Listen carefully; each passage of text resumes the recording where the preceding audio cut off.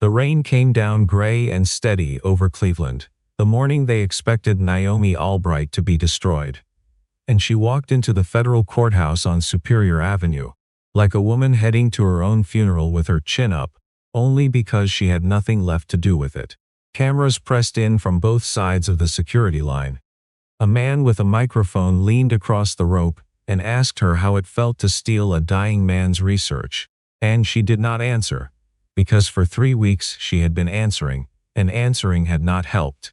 They had been calling her the fraud who faked a cure, the con artist in a lab coat, the 38-year-old woman who had built a company on a machine she had no right to own.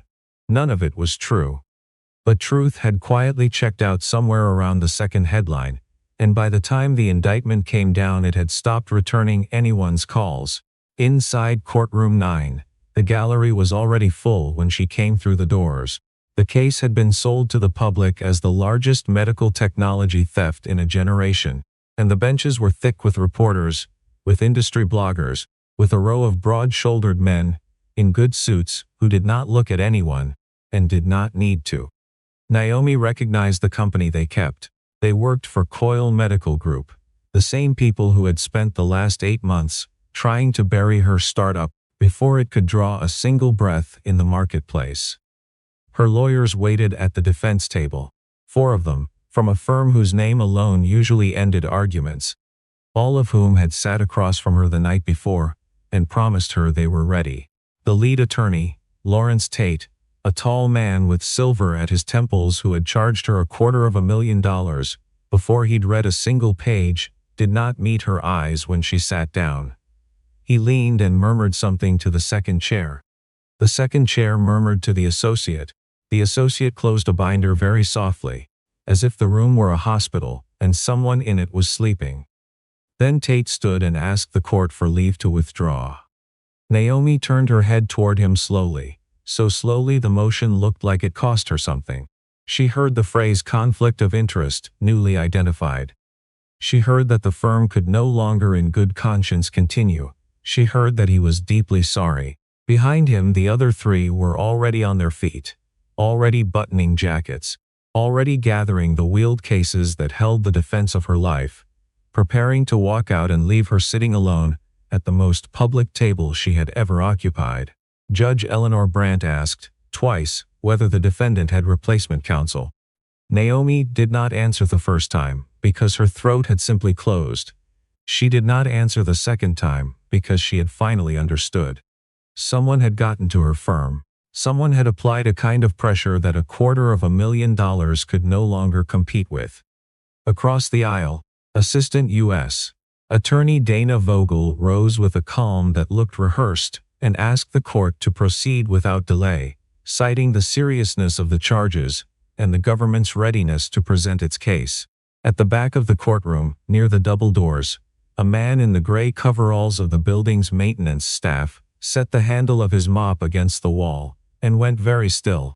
His name was Reuben Vance, and he was 44 years old, and he had been emptying the bins on the 9th floor for 2 years and 3 months.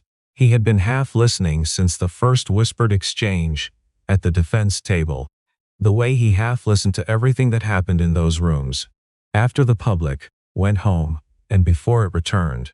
But he was looking now, and he had been looking at the exhibit list that Lawrence Tate had left open and abandoned on the corner of the defense table.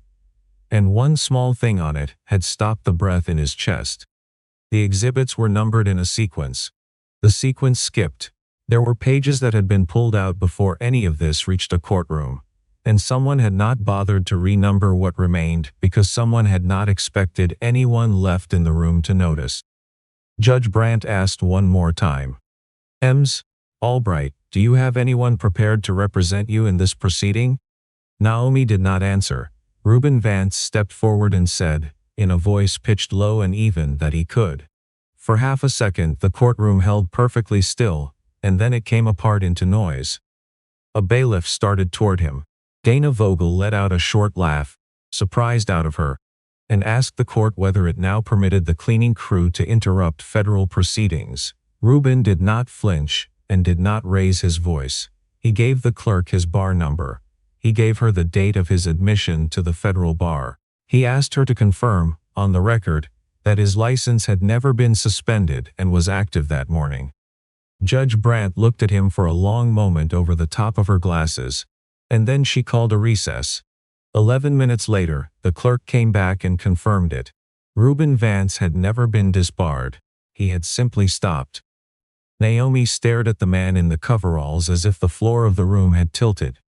He came to the rail and lowered his voice so only she could hear it.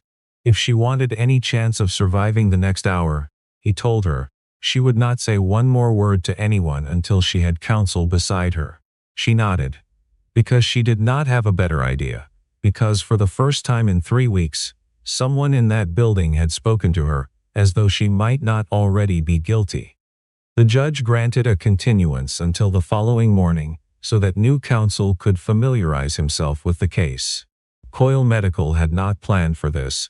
They had built the whole morning on the certainty that she would stand there alone. He took her down the hall to a windowless preparation room that smelled of burned coffee and old toner. She set her bag on the scarred table and studied him the way she studied a circuit that wasn't behaving, looking for the part that didn't make sense. She asked him, plainly, whether he was actually a lawyer or whether she had just handed her life to a man with a mop. He didn't perform an answer. He told her the short version because the long one was no use to her. He had spent 11 years as a healthcare fraud litigator, the kind who took apart the paper that hospital systems and device companies generated when they were hiding something. 3 years ago, a senior partner at his firm had leaked a client's documents and arranged the trail so it pointed at the most disposable name on the team, which had been his. He was never charged. He was never disbarred. But the rumor moved faster than any clearance, and the rumor was enough. The phone stopped ringing. Around the same time his wife, Janelle, had died after a year of treatment that emptied everything they had, and then kept billing them after she was gone. And he had a 5-year-old son, and a stack of statements with her name still printed on them. He had taken the night custodial position at the courthouse, because the hours let him be home in the mornings. When the boy woke up, because the insurance covered the kid's asthma medication, and because the work kept him near the only thing he still believed in, even after it had thrown him out. Naomi listened without interrupting, which surprised them both. He asked about her legal team, and she said they had been on the matter for 8 months, and had looked her in the eye the night before, and told her they were ready. He nodded and said that a withdrawal that clean and that sudden did not come from anyone's conscience. It came from a phone call, and a call like that had exactly one party in this case with a reason to make it. Then he turned to the exhibit list, and he did not skim it. He read the order of it, the dates, who had sent what to whom, what the chain of custody claimed and what it quietly left out. Within the first hour he had 3 things. The numbering gap meant documents had been removed before production. The sworn statement of a former lab technician named Tessa Bowen was written in the careful, hedged language of someone who bills by the hour, not the language of a frightened woman at her kitchen table. And the central report, prepared by a biostatistician named Dr. Roland Eckert, closed with a confident number, 94% architectural similarity between Naomi's device and a Coyle internal design, and yet contained no section that explained what similar was supposed to mean or how anyone had measured it. He wrote 4 words in the margin and underlined them once, a number for the cameras. When the afternoon thinned out and the building emptied of its daytime noise, he stepped away for a few minutes. Naomi went looking for the restroom and turned the wrong corner and found him in the staff corridor by the service elevator, down on one knee, tying the loose lace of a small boy's sneaker. The child had brown hair that wouldn't lie flat and a backpack shaped like a dinosaur, and he was holding a folded square of paper in both hands, as if it were a wafer. The boy was 7 and his name was Milo, and he was asking his father why the man at the front desk had looked at him so funny when they came in. Reuben said he had done something a little surprising that day. He said it gently, the way you set down something fragile. Milo handed him the folded paper. Reuben opened it. On it, in heavy crayon, were 2 stick figures, a tall one and a short one, holding what might have been hands or might have been a single very long arm, and above them, in the wobbling capitals of a first grader who had sounded out every letter, the words, "We finish what we start." It had been Janelle's. She had said it about everything: a puzzle, a casserole, a fight, a life. Reuben looked at the drawing for a moment longer than he needed to, then folded it along its old creases and put it in the breast pocket of his coveralls. He did not see Naomi standing at the corner. She backed away before he could, and walked the other direction, and for the first time since the indictment she did not feel like the last person awake in a dark house. That evening, in the same fluorescent room, he laid down his terms for taking the case. She had to tell him everything. The things that made her look bad. The things she had not told the 4 men who had abandoned her that morning. He told her that in a federal courtroom half the truth was a noose, and the prosecution would happily supply the rest of the rope. She agreed. The work started that night in a borrowed office 2 blocks from the courthouse, lent by a paralegal who owed Reuben a favor older than the scandal. The coffee sat too long on the burner. The copier ran in the corner with the patience of a machine that had no opinion about justice. Naomi explained her company in plain words because he asked her to. Meridian Health Systems had built a portable hemodialysis unit, small enough to live in a patient's spare bedroom, and cheap enough that a family wouldn't have to choose between the treatment and the mortgage. The clinics that currently held those patients captive 3 times a week charged what they charged because they could, and her machine, if it ever reached the market, would knock the bottom out of an industry that had been printing money off the sick for 40 years. Coyle Medical Group owned a great deal of that industry. They had offered to buy Meridian 18 months earlier, at a number she had found insulting, and when she said no, the lawsuits had begun. And then the investors had gotten nervous calls, and then the word theft had started drifting through the trade press like smoke, with no fire anyone could point to. He asked about Tessa Bowen. Naomi's face hardened. Tessa had been a lab technician at Meridian for 2 years, sharp and quiet, trusted with calibration logs and shipping schedules, but never anywhere near the math at the heart of the device. 6 months ago she had resigned with almost no notice, and within weeks her name had surfaced in the federal complaint as the government's cooperating witness. Naomi had spent every day since certain that the woman she'd hired and mentored had sold her out. Reuben was not certain. Real traitors, he said, tended to vanish quietly and enjoy the money. Tessa had been set down in the middle of this case like a chess piece arranged by someone else's hand. He noticed something else too. Coyle claimed its proprietary design had been compromised in March, but Naomi had filed her provisional patent description the previous November. If she could prove the machine existed in detail before Coyle even claimed to have lost anything, the entire theft story started running backward. He went back to the Eckhart report and circled the 94%. The doctor had never run a dialysis program in his life. The comparison that produced the number was named in the conclusion and described absolutely nowhere. And near midnight, buried in a financial appendix, the government had handed over without flagging. Reuben found a wire record showing that Dr. Eckhart had received $250,000 from a consulting entity exactly 2 weeks before he signed his report. He found, in the same file, an email with most of its routing information blacked out, except for a fragment of a server header at the very bottom that the redactor had missed. The prefix did not belong to Meridian. It belonged to a mail server that turned up elsewhere in Coyle's own exhibits. He asked Naomi for full access to her company's email archive, her server logs, and the login history on Tessa Bowen's old account. She hesitated, because that data was the most sensitive thing Meridian owned. He looked at her without softening it. If she kept secrets from him, he said, Coyle would use those secrets to convict her. She gave him the credentials. By morning the story had traveled. The abandoned founder and the janitor who'd stood up had jumped from the courthouse to every news desk in northern Ohio, and then kept going. Some of it was sympathetic. Most of it was not. Mop and bucket defense. The strangest legal stunt of the year. The gallery the next day was fuller than the first, padded out with people who had come specifically to watch Naomi Albright lose in a memorable way. Dana Vogel opened with the confidence of a prosecutor who had never lost a case she'd been allowed to finish. She described Naomi as brilliant and impatient, a young executive who could not lead a 60-year-old company honestly, and so had used a loyal employee to steal what she could not build. This case, she told the jury, was not about saving lives. It was about greed wearing a lab coat. Naomi sat very still. Reuben slid a folded scrap across the table to her. On it he had written, "Not yet." When his turn came, he stood in a suit that did not fit at the shoulders, borrowed from Hector Sasas, the one former colleague who had stayed loyal through all of it. The gallery made a small sound that was almost a laugh. He waited for the room to finish making it.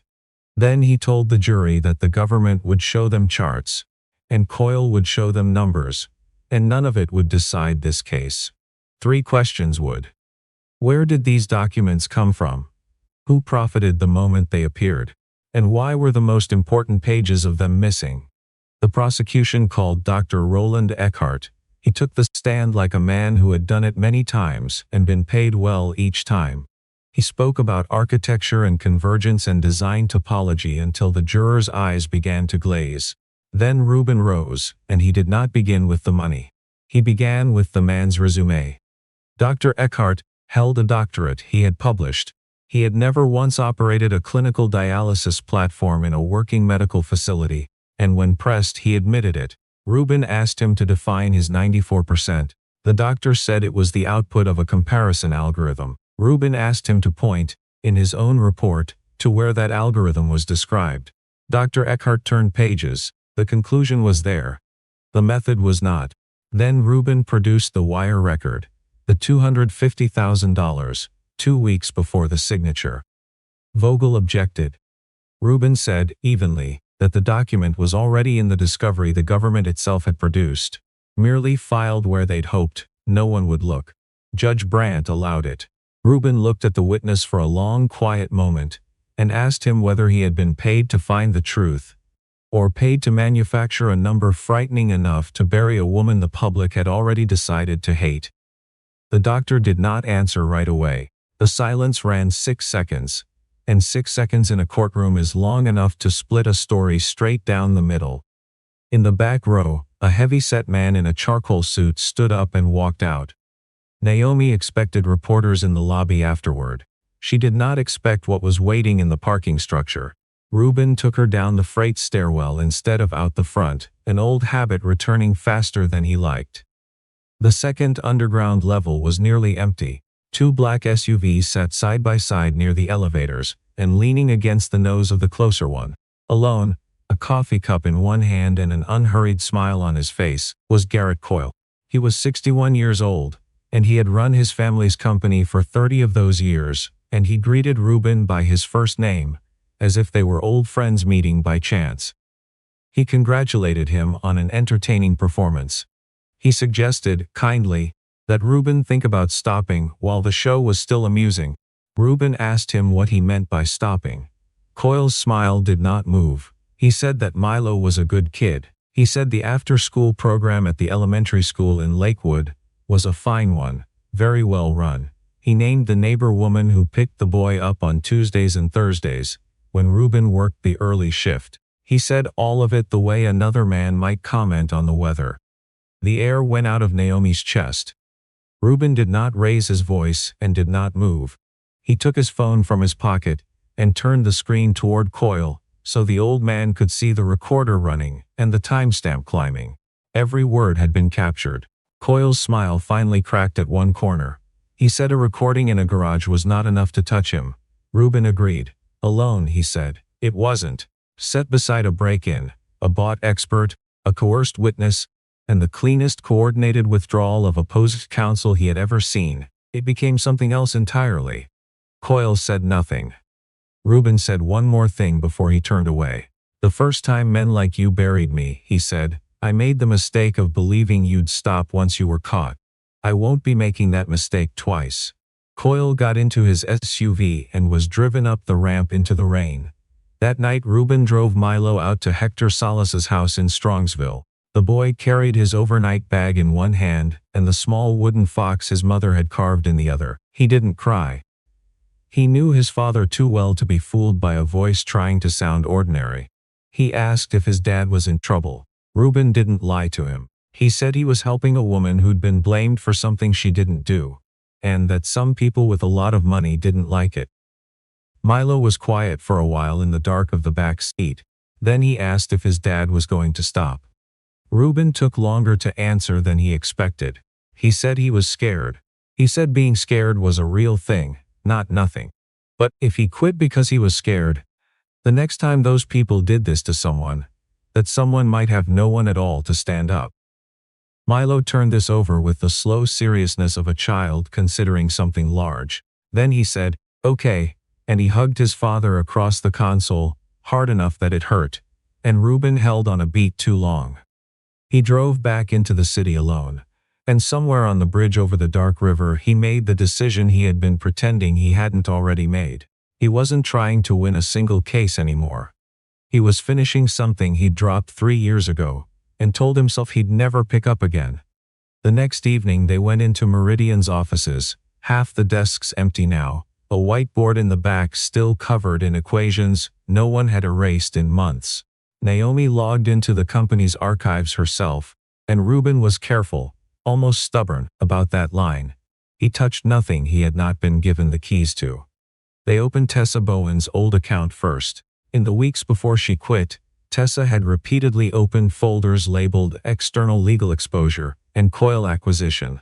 On its face it looked like a confession. Reuben didn't stop at the first red flag. He cross-checked the timestamps against the personal calendar Naomi still had for the team, and 3 of those folder accesses had happened during hours when Tessa was logged, by hospital badge, into a children's medical center across town. Either someone else had her password or someone else had been inside her account.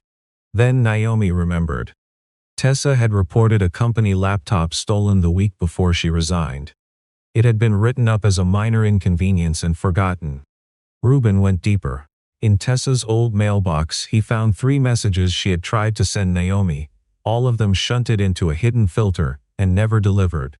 They were short, and they were frightening. "They're putting my name on it. Don't believe the affidavit when it comes. I'm sorry, it's about my daughter. I had no choice." Naomi sat down very slowly. For 6 months she had been certain that the quiet young woman she had trained and trusted had betrayed her. She had been wrong. Tessa had been screaming into a wall. Reuben pulled the agreement Coyle had quietly signed with Tessa after she left. There was a non-disclosure clause wide enough to swallow her entire future, and a separate provision about something called the Patient Assistance Arrangement, with a penalty for any breach that would have ended her financially 3 times over. He understood it then. Coyle had not hired Tessa Bowen. Tessa's 9-year-old daughter had a rare kidney disorder, kept stable by an experimental drug, available only through a compassionate use program. A program Coyle Medical controlled. They had not paid her. They had taken her child's medicine hostage and handed her a script. Late that night a message came into the office's main line from a number no one recognized. "I can't keep lying. I think they're watching the house." Naomi read it twice. The rhythm of it was Tessa's.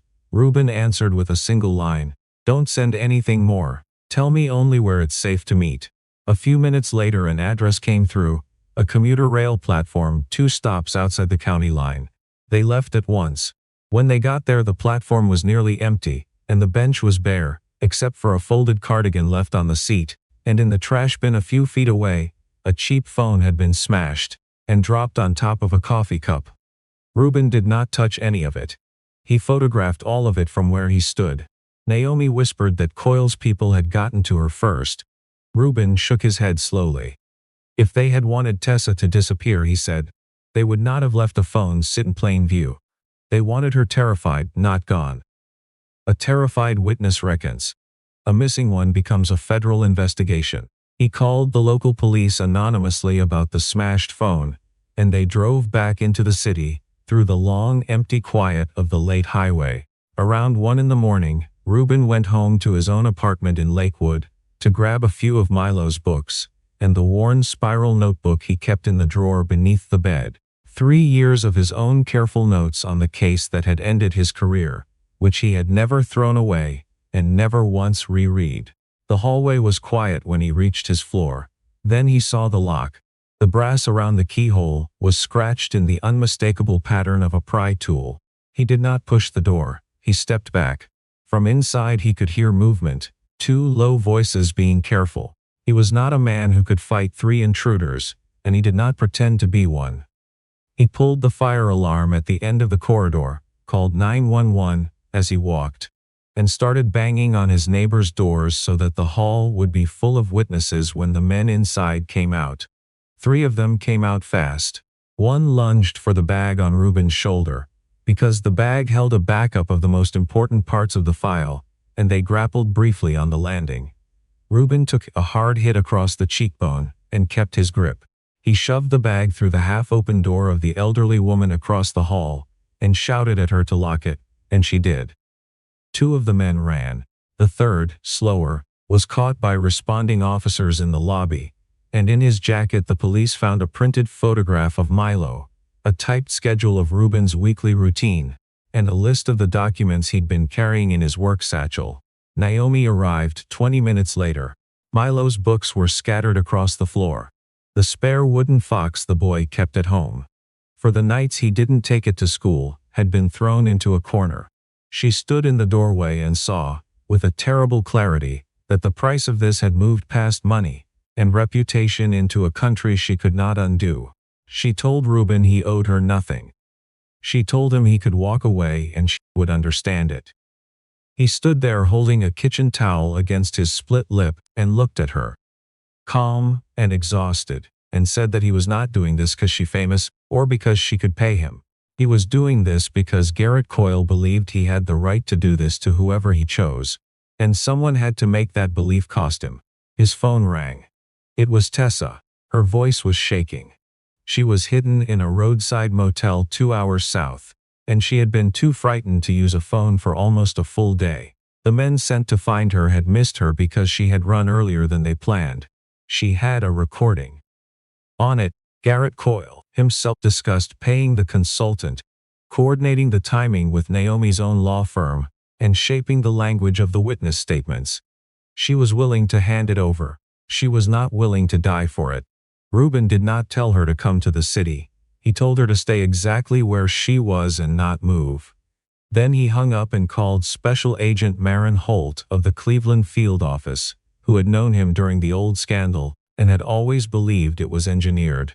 When he told her what he had, she cut him off in the middle of the second sentence and said, quietly, that she was already getting in the car. The next morning the prosecution moved fast. Dana Vogel asked the court for permission to admit Tessa Bowen's prior written affidavit, on the grounds that the witness was unavailable. If the judge granted it, that single document would do most of the work of convicting Naomi, with no living person there to challenge a word of it. Ruben rose to object. He told the court that a defendant's right to confront the witnesses against her could not be quietly set aside when the witness had become unavailable under circumstances that reeked of intimidation. He laid 3 facts in front of Judge Brandt: the threat in the parking garage on tape, the break-in at his home, with a photograph of his 7-year-old son recovered from a man the police were holding in custody, the undisclosed $250,000 payment to the government's own expert from a shell tied to Coyle. Vogel argued, her voice climbing, that the defense was trying to turn a federal trial into a conspiracy theory. Ruben did not climb to meet her. He said that one coincidence could be an accident. 3 coincidences, every one of them landing in favor of the same private company, deserved a closer look. Judge Brandt turned to Vogel and asked her, simply, why her office had never independently verified the circumstances under which the cooperating witness had signed her affidavit. Vogel began to answer, and the answer began to come apart in her hands. She had relied on what Coyle's counsel provided. She had accepted the chain of communication they handed her. She had not checked. It was the moment a prosecutor stopped looking like the government and started looking like the thing the government had been used to do. The double doors at the back of the courtroom opened. Special Agent Maren Holt came through first, and behind her, pale and smaller than her photographs, her arms wrapped around her own ribs, came Tessa Bowen, 2 agents at her sides. The gallery made one sharp collective sound and then went silent. Naomi half rose from her chair. Reuben laid one hand flat on the table, and she sat back down. Judge Brandt admitted Tessa as a witness with protective measures in place, and Reuben questioned her gently, leading her into nothing, letting her find her own way through it. She told the court about her daughter's kidney disorder, about the experimental drug that was the only thing holding it back, about running out of money and out of options. She told them how a man from Coil had appeared at her door, describing an opportunity through a private medical foundation, how the drug had kept coming after the foundation paid for it, how she'd learned only later that the foundation was a hollow shell with Coil's hand inside it. She told them that when she tried to refuse what they asked of her next, the same gentleman explained that the payments could be recharacterized as evidence of fraud, and that her daughter's access to the drug could end whenever they decided. They handed her an affidavit, already written. They waited while she signed it. She had tried to warn Naomi. The emails had been blocked before they ever left the building. When Reuben asked her, quietly, whether she had been afraid of being killed, she said yes. When he asked her why she had come anyway, she said she had spent 6 months, unable to look her own daughter in the eye, and that one more day of the silence had become more than she could carry. Then she handed over the recording. In the flat acoustics of a conference room, Garrett Coyle's voice was unmistakable, explaining that the point had never been to prove Naomi Albright had stolen anything. The point was to bury her and her machine before the thing could reach a single patient and start costing him the only business his family had ever known. Dana Vogel sat down very slowly. In the gallery, Dr. Eckhart lowered his face into his hands. Garrett Coyle stood and turned toward the rear doors, and found 2 agents already standing in the aisle, calm, in no hurry, waiting for him exactly where he was going to be. Judge Brandt ordered a recess and sealed part of the record that afternoon. By the next morning, the headlines had turned themselves inside out. The day before, Naomi Albright had been the woman who faked a cure. The day after, the question on every front page was how a 60-year-old corporation had managed to steer a federal prosecution into a public execution. The Bureau served warrants at Coyle's headquarters and at the homes of 3 senior executives. They found internal emails describing the plan to force what one of them had called the Albright problem, to lose its lawyers before trial. They found the wire transfers routed through the consulting shell to Dr. Eckhart.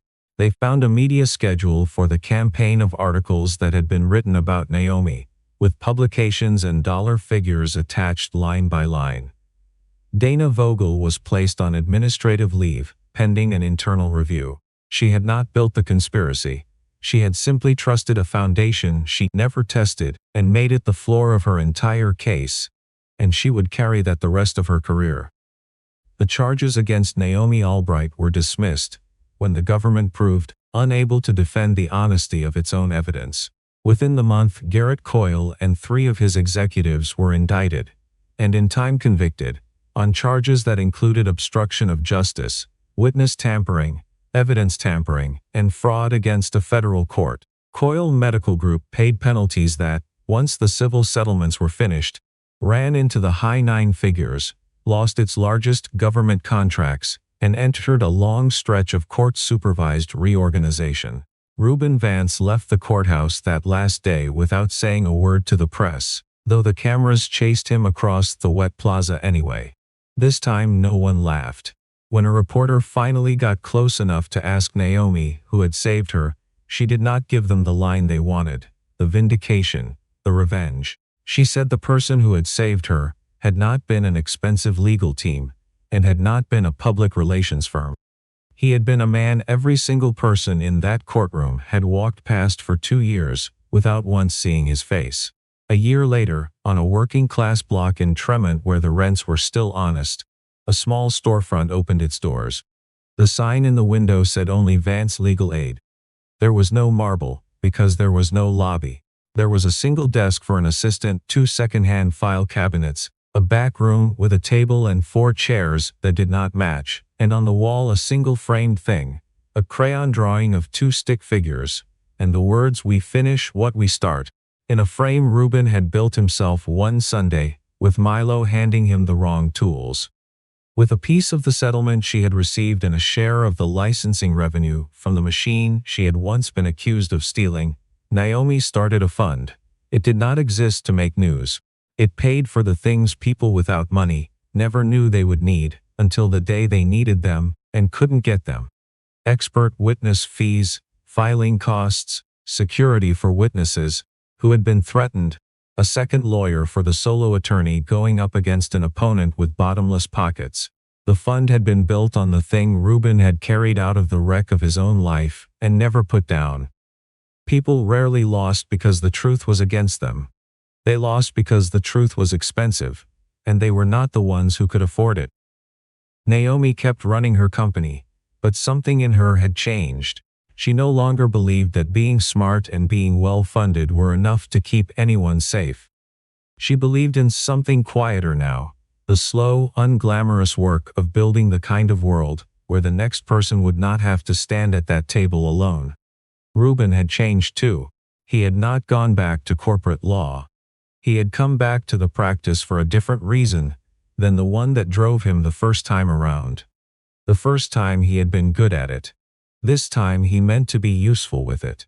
Milo, 8 now, came to the office some afternoons after school and did his homework at a corner of the assistant's desk that everyone agreed was his. He had grown old enough to understand that his father had once been afraid, and that his father had done the right thing anyway, and that small piece of knowledge would shape him quietly for the rest of his life. Whatever was growing between Reuben and Naomi had been allowed to grow slowly, without anyone forcing it. Respect first, then trust, then the kind of partnership that comes from walking through fire beside someone, without ever once setting them alight. Late on a Friday afternoon, when Reuben already had his coat half on to go pick up his son, the door opened. A woman in her 60s came in, holding a thin folder against her chest like a shield. Her name was Ruth Carver, and she had spent 30 years as a bookkeeper for a chain of nursing homes. And she had been let go 6 months after she reported numbers that didn't add up the way the owners insisted they did. She had no money for a lawyer. Her old union had told her kindly that there was nothing to be done. She had read about the little office on Tremont in the bulletin at her church, and she asked, almost ashamed of asking, whether she had any chance at all. Reuben looked at the folder. He looked at the clock. Milo would understand. Milo always did. He set his coat back on the hook and pulled out one of the mismatched chairs. He told her he didn't know yet. He told her that they would start the way he started every case, with the truth, the whole of it, including the parts that did not flatter anyone. He sat down across from her, opened the folder, and began to read, and outside the window the late light came down gold along the brick of a tired old street, and in a small office with no prestige and no spectacle in it, a quiet kind of work went on.